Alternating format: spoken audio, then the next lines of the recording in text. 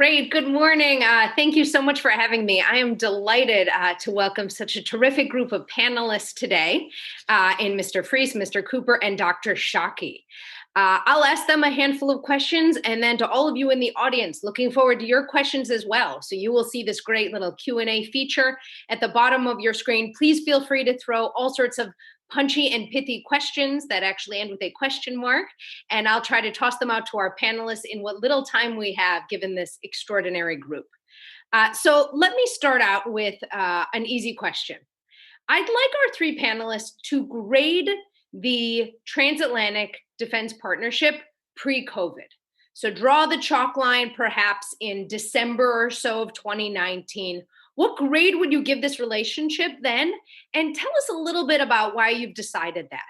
So let me start with Mr. Cooper. I'll then go to Mr. Freese, and then I'll turn to Dr. Schake for that one. Thank you.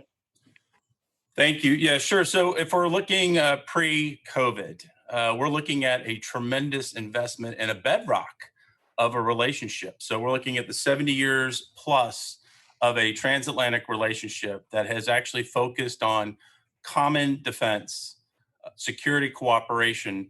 And I want to go back to something that was raised earlier this morning, was our common ties and recognition of human rights, universal human rights, and our shared interest when it comes to democracy, that we honor human dignity and that we honor and protect personal freedoms.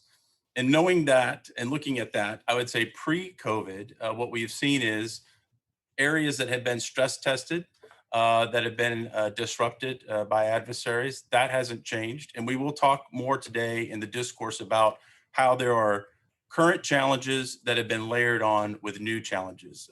What I do assess from where we are today is there is opportunity within the adversity. And we've been able to overcome adversity as allies, as partners. So looking at, the foundational bedrock of that transatlantic alliance is even more critical now as we go into a space where we have a threat that is truly transregional, that truly is not limited by socioeconomic or political borders or boundaries or alliances.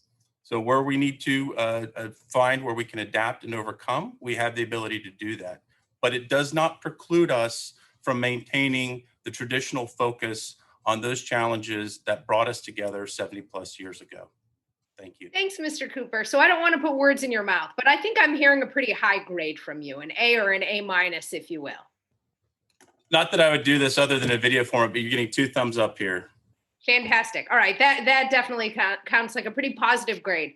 Mr. Freese, I'd like to turn to you. How would you grade the transatlantic defense relationship in a pre-COVID world, say December 2019 or so?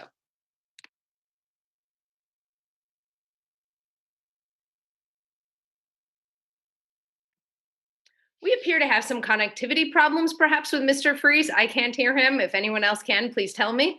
That appears not to be the case. So, Dr. Schake, if I might turn to you, what grade would you give?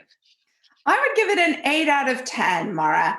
I think have always been deep-seated tensions among the NATO allies because of the different geographic perspectives that Constanze Stelzenmüller raised. And the German defense minister raised.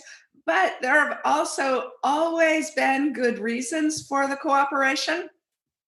And the ability of the NATO alliance to build routine interactions in ways that make it capable of solving problems, setting priorities, and of fighting together when fighting needs to be done really is unique and extraordinary. And I think it shows the continued need for both sides of the Atlantic that none of us have a better option than cooperating with the other. Terrific indeed. So, Mr. Freese, we've heard from Mr. Cooper and Dr. Schake some pretty positive grading and hearty endorsements of what the transatlantic defense relationship looked like pre-COVID. I'd like to ask you as well now, what grade would you give that relationship? How would you assess it circa December 2019, which I think feels like 7 years or so ago to most of us? Hello, do you hear me this time? Okay, great. Thank you very much. I'm very pleased to participate for the first time in this EU Defense Washington Forum. I think I can join the analysis made by the two previous speakers. I think we have the same analysis concerning the importance of this partnership between EU and between the EU and NATO, and concerning the importance of the transatlantic relationship. I think everything which has been said, I'm on the same wavelength. I think we have made huge progress over the last years concerning the transatlantic relationship. Have in mind particularly the progress achieved between the EU and NATO.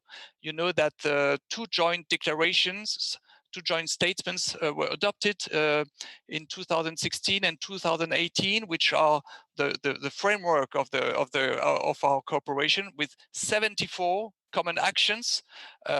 So that means that this cooperation, it's not only values, which has already been said, it's not only a very strong solidarity, but it's also concrete actions. And I can tell you, because now we are going to talk about COVID, I can tell you that last month I took part in a debate with the ambassadors to NATO and with the ambassadors to the Political and Security Committee. And that was a discussion dedicated, focused on the implications of the COVID on our security and defense agenda.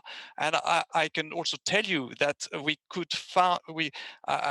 there was strong convergences between both sides of the Atlantic concerning the challenges that we both have to face. And so the grade, I would say, like Mr. Cooper, I would say like this. Two thumbs up. Fantastic. All right. So obviously we have not ended time in December 2019, however, right? So we've now experienced a rather intense few months, and COVID is not ending anytime soon. So I'm going to ask you all to look into the future a bit and look, say, a year from now or so, when we are ideally, fingers crossed, in a post-COVID world. What grade are you giving the relationship then? Do you still feel as confident in? Are we still going to see lots of thumbs up or 8s out of 10s? Or are you actually going to kind of recalibrate? And for this one, I'd like to start with Mr. Cooper, Mr. Fries, and then Dr. Schake. Thank you.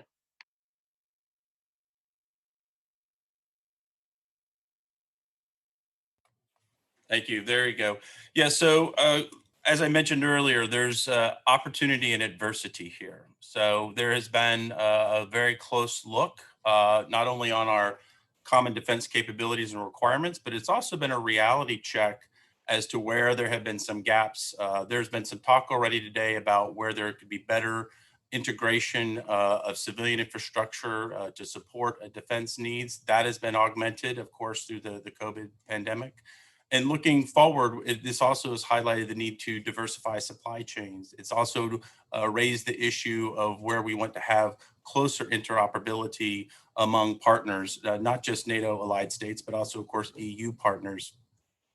And also, let's talk about resilience. It is not lost on anybody on this panel, any participants throughout this forum, that the traditional risks that we are facing coming from places like Moscow and Beijing have been augmented. And so where we are having to look better and further at resilience amongst each other, also looking at where we might need to better integrate certain capabilities instead of replicating capabilities per partner, but looking at it in a frame of the traditional risks haven't gone away. Our challenges that we are faced together pre-COVID have not gone away. We've now had an additional layer that we're dealing with, but it has certainly highlighted some gaps and seams that had been assessed and viewed and noted not only by NATO states, but also by the EU Commission as well. And it does provide us opportunity to close these gaps. But I do want to highlight the risk aspect. When we're looking at adversaries, they are certainly looking to take opportunity here. It is no surprise that the Russians would like to see less exercises, less coordination, less integration and interoperability among European states and NATO member states. It is also no surprise that we are seeing risks on incursions when it comes to disinformation about the unity that we have applied and where we are working together, and where we're also seeing the need to actually look and shore up our security and our defense trade controls when we're looking at where we may be exposed to exploitation or where our industries may be exposed to intellectual theft of property. Those risks, again, not new, but they certainly have been highlighted in this space where adversaries are looking to disrupt the work that we have put forth together over the 70 plus years and are looking to find a way to disrupt further as we move forward. But we again, I would put it more in a positive frame, is that there's opportunity for us to address particular issues on diversifying supply chains, being able to be stronger to push back on countering disinformation, and also making sure that we have individually national resilience amongst all of our partners so that we can't be split apart or be a victim to divisive tactics against us. Thanks, Mr. Cooper. I think what we're hearing from you is we're in a bit of a bumpier place, but you're generally still relatively optimistic. Let me turn to you, Mr. Fries. Would you share that optimism? Or are you still in a two thumbs up mode?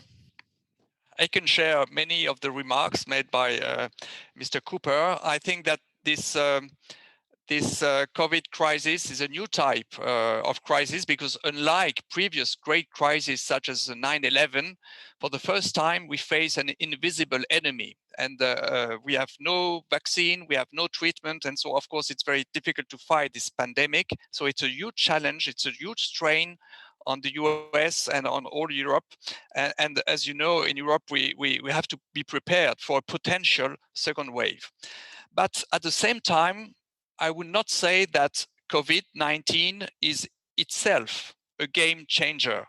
We think here in Brussels that COVID-19 it's more a great accelerator of pre-existing trends, and that was also mentioned by Clarke. I think it has so accelerated geopolitical tensions, and particularly, obviously, between the US and China.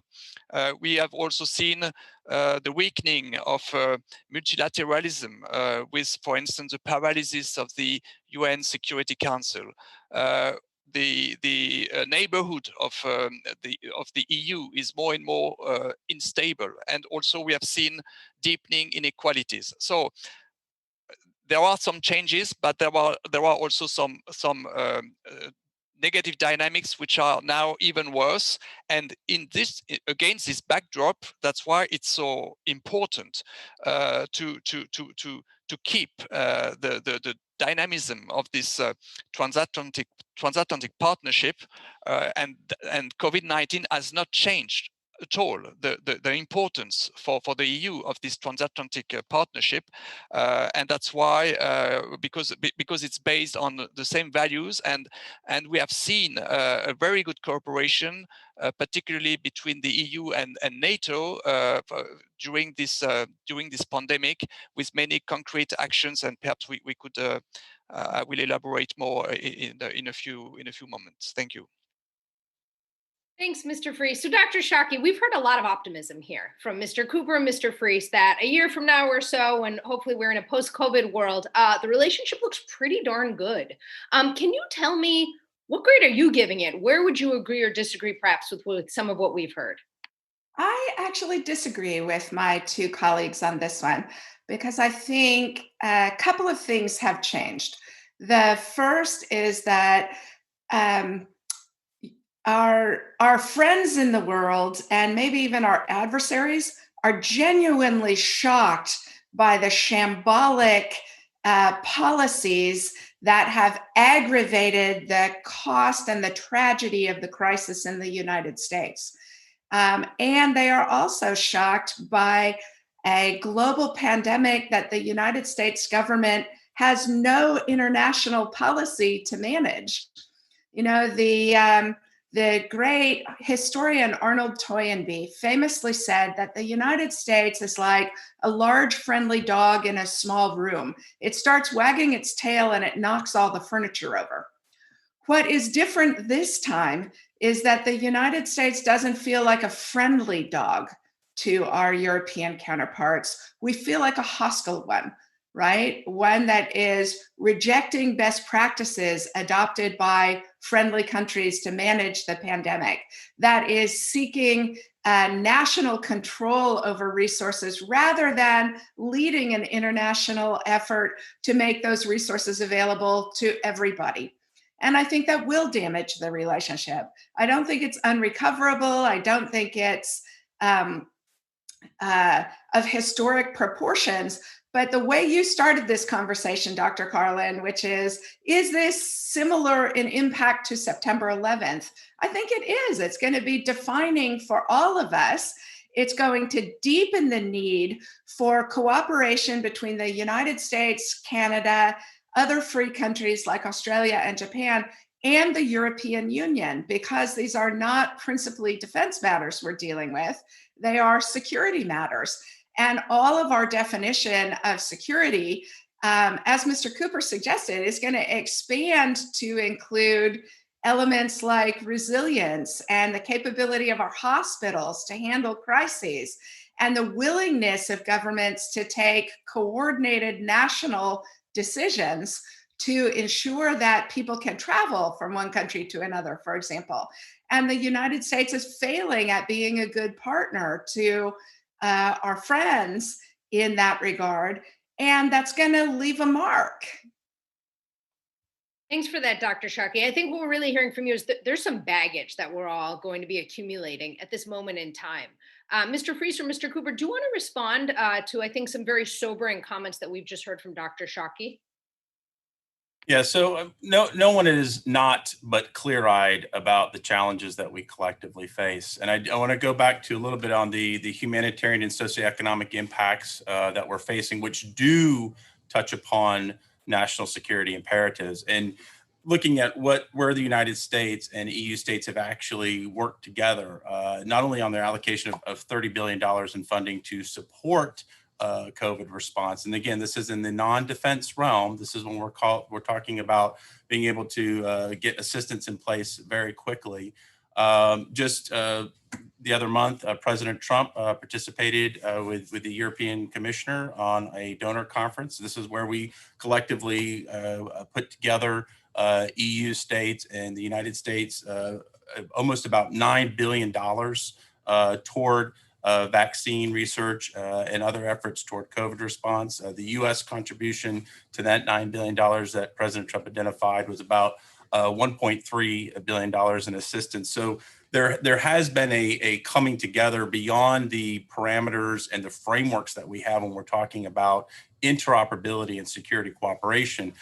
This is certainly augmented in a different perspective of understanding that cooperation with EU states goes much broader. I mean, we don't have time today to talk about the trade negotiations that we've embarked upon as well. There's a number of things happening in parallel course. What's a new layer for all of us is this aspect of cooperating when it comes to the humanitarian and socioeconomic effects worldwide. But again, we're just focusing today on where that transatlantic connectivity is. And so there are many more points that are to be joined up. But I would say looking, again, beyond burden sharing and defense cooperation and defense spending, there is cooperation in moving in a direction that is requiring further attention. But again, going back to just looking at fighting the pandemic, it is not exclusive to one geopolitical region. We know that. But when we're looking at how we can work together, the United States has worked with the European Union Commission to address not only assistance, but where we can actually get together on a vaccine. Thanks for those points, Mr. Cooper. Mr. Freese, did you want to respond to any of the points Dr. Schake articulated about that there is, if I may perhaps put a few words in her mouth, I think some negative baggage that we're all going to be taking from this moment as well. Do you have any thoughts on that and the effect on the transatlantic defense relationship? More generally speaking, we know that there are some divergences between the EU and the United States with certain decisions made over the last years. Have in mind the fact that the US withdrew from the Paris Agreement on the climate change, or the withdrawal from GCPOA, the agreement with Iran. So I don't. The list is well known, and so I think it's not here the relevant point. What is important is that, and that was also the message delivered during this meeting I mentioned, last month between NATO and the EU, is the fact that with such a crisis like COVID, which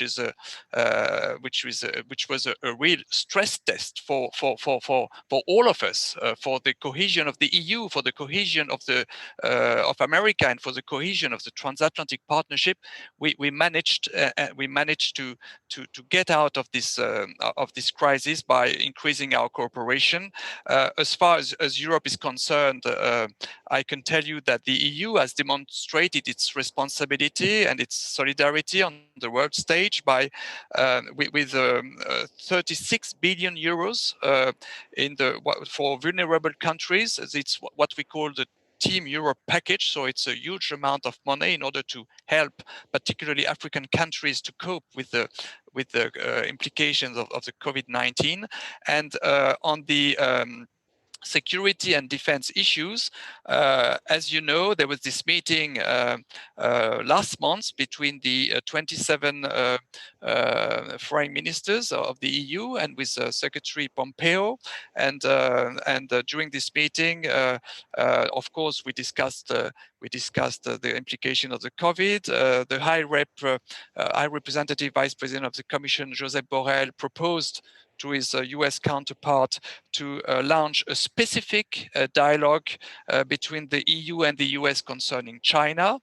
And final point, I would like also to say that the EU would like to have a dedicated EU-US security and defense dialogue on all these issues, because we know that, as you know, Europe would like to take more responsibility for its own security, would like to develop its own capacity to act as a security provider. But I know that particularly on the American side, there can be some fears or some misunderstandings, and that's why this dialogue on security and defense between the US and the EU would be very appropriate, very useful, and I think very beneficial if we could do it. Thanks for that, Mr. Free. So this defense and security dialogue in what will ideally be a post-COVID world, I'm curious to hear what you see those priorities being. You had mentioned China briefly. Obviously, one would have to assume health security issues would be in there. I'd like to get your thoughts, and then Dr. Shake's and Mr. Cooper's. What are those priorities that should be on the agenda, and how are they changing? Will great power competition, our favorite catchphrase in Washington these days, will that still be kind of key on there, or should it be different? So let me start with you, Mr. Freese, then I'll turn to Dr. Shake and then Mr. Cooper.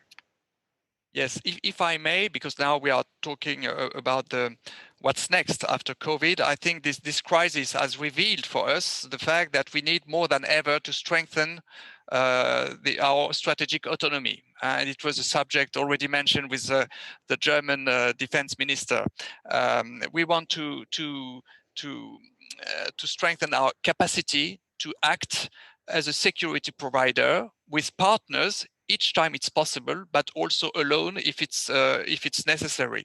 And this concept is not only a concept related to defense and security. It is a concept with a much broader dimension, and that was also mentioned by Mr. Cooper. What we want, and because we draw the lessons of the crisis, we want to reduce our dependencies. We want to reduce our vulnerabilities in the health sector, in the economic and digital sectors.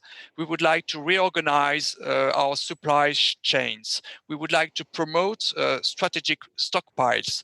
We would like to see how we can have a better screening of foreign investments in strategic sectors. We would like also to control better the technologies of the future. So for us, COVID-19 it's a sort of wake-up call for the EU. Wake-up call. We think that COVID-19 COVID-19 has triggered a discussion on all this issue of autonomy, more autonomy for us, not only for the US, because the US also has the same debate, because the US face the same problems than the Europeans. But in Europe, I think there is this growing awareness that we have to draw the consequences, and that's why we want to push even more our defense and security agenda in terms of capabilities, in terms of operations, in terms of more resilience, and in terms of partnerships. And when I mention partnerships, of course, I have also NATO in mind. So the idea is to try to draw all the lessons of what we have experienced over 3 or 4 months, and to see how we can push our defense and security agenda, but we push this agenda not in contradiction with NATO, not, of course, in opposition with the United States. It's because we want to be a better partner. And we think that if we are a stronger partner, that will be good, not only for Europe, but also for the United States and for NATO. This sounds in many ways like a two-pronged approach. You've talked a bit about external dialogue. You just listed a lot of topics to be on the to dialogue with the United States and with other partners on. But you also pretty punchily said this is a wake-up call and emphasized strategic autonomy, which I think tells us there's going to be a lot of internal dialogue, if you will, as well. And I wonder if there aren't some concerns about this becoming a bit zero-sum, perhaps. Let me turn to Dr. Schake and then to Mr. Cooper to get your thoughts on how you see defense and security priorities changing. I very strongly agree with the specific agenda that our EU colleague just outlined. I don't think there are particularly interesting defense agenda items that get spurred by the pandemic, but I think there are a lot of interesting and important security items. Transparency of investment, the ability to push our technology sectors forward in cooperation, a white CFIUS process, that is the ability of free societies to use the tools of free societies, transparency, the rule of law, to ensure that we understand the investment profiles of foreign companies and foreign countries in our economies, the segregation of some elements of supply chains for crucial industries or for crucial supplies. I think all of those things get brought forward, and it creates a really important positive agenda for the EU and North America to cooperate on. Because as former Norwegian Foreign Minister Espen Barth Eide was fond of saying, China isn't just rising for the United States, it's rising for Europe too. And not just China, but I think we have challenges about understanding what's going on in crucial sectors of our economy in ways that affect our resilience, that affect our health and well-being. And countries of Europe and the United States cooperating on that will better protect all of us. It's a really helpful point, Dr. Schake, and really reminding us, of course, that China is the key issue inside the landscape. It sounds like you concur that it will continue to be, and also that we've got to have a wider aperture in how we're tackling it. This just cannot purely be a defense approach. Let me turn to you, Mr. Cooper, now. Your thoughts on how you see these priorities shifting. Right. So again, we had talked about how the global power competition, great power competition, that has not gone away. Where it has been augmented is the need for us to actually look at safeguarding critical infrastructure, the security of energy resources, the security of foreign investments, tech security, going back to making sure that we can counter malign actors or malign intent, and putting that in a place where we have built collective resilience. Because I think one of the things that gets lost in the conversation about where we as a shared alliance and shared partnership, when we're looking at it from the frame of just security, I want to go back to Dr. Shake's point. It is not limited to security in the sense of traditional defense or traditional security forces. We're talking about the security of infrastructure. We are talking about the security of our telecommunications. This goes back to national governments on their own may not suffice to actually be able to address all those issues, which is why it necessitates an alliance like NATO and states working with NATO, such as EU states, to actually address where there can be shared outcomes, because we are certainly in a space of shared adversity right now. And the risk and exposure, not just from a pandemic, but the risk of exposure from our adversaries has certainly not gone away. If anything, it's been exacerbated by the conditions of the pandemic. So when we're talking about from what we are looking at collectively on strengthening capacities and resilience as partners, it is not limited to, it is not exclusive to traditional conventional defense. It is inclusive of making sure that our technology is secure, that our global supply chains are diversified, that our infrastructure is safeguarded, and that our energy supplies are secure. It is much broader than that. And all at the same time, we have to make sure that we are not victim to divisive acts by disinformation campaigns coming from our adversaries, or divisive tactics that would try to separate us, where we actually have a shared foundation of recognition of universal rights, and where we have a shared foundation of open, free societies. Thanks for that, Mr. Cooper. I'd like to take a moment to turn to some of the terrific questions that we have by some of our participants. And actually, there are two that I think line up pretty nicely with some of the points you've made. So we've got journalist Aaron Mehta, who wants to get your thoughts on how close perhaps the US and the EU are in coming to a solution on third-party European Defense Fund issue. Do you see that coming together? And if I might ask, if you could also, since you were just talking a lot about NATO, we've got longtime transatlantic enthusiast Jim Townsend, who seems a little bit skeptical of the two thumbs up, and he in particular was citing the concern in December 2019 about whether or not the U.S. would actually stay a part of NATO. Could you address some of his concerns, please? Sure, I'll walk backwards. I'll start with NATO, and then we'll go to the EDF PESCO conversation. So first, for starters, President Trump and Secretary Pompeo have consistently supported and endorsed NATO and our Article 5 commitment as a nation, as a member of NATO. And one looks at, I would say, look at where we have been and where we are. We are a significant contributor, not just in the sense of dollars. We are a significant contributor from a sweat equity standpoint as well. But the commitment remains.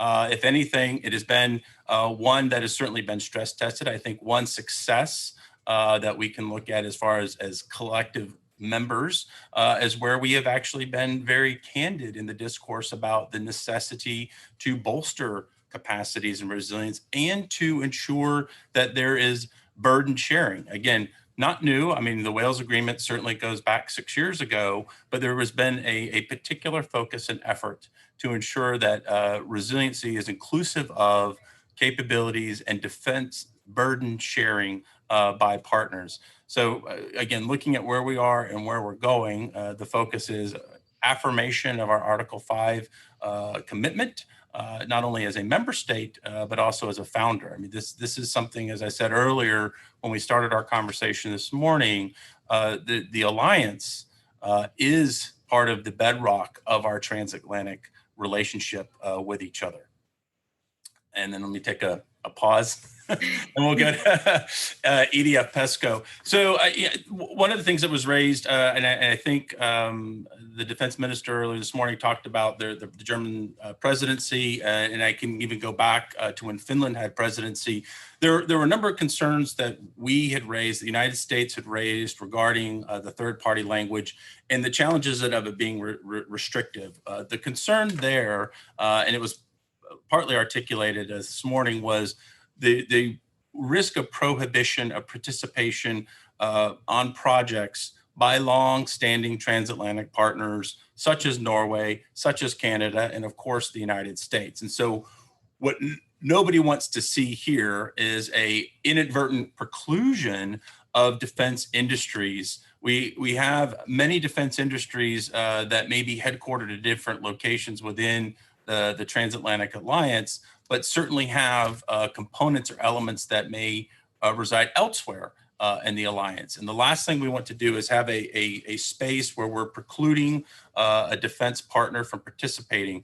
Essentially, what I think we're all in a general direction wanting to move toward is free and fair trade.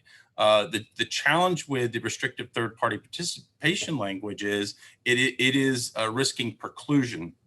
And then I would just go back to, if we look overall at the concept of EDF and PESCO, what we don't want it to do is we don't want the risk of those developments to actually undermine what we've built in our transatlantic cooperation, what we've built in interoperability amongst our forces. I mean, that is one of our strengths of the Transatlantic Alliance, is that we have the ability to work with each other, communicate with each other, shoot, move, communicate. We are interoperable with each other. We don't want to put that at risk or create any unintended gaps.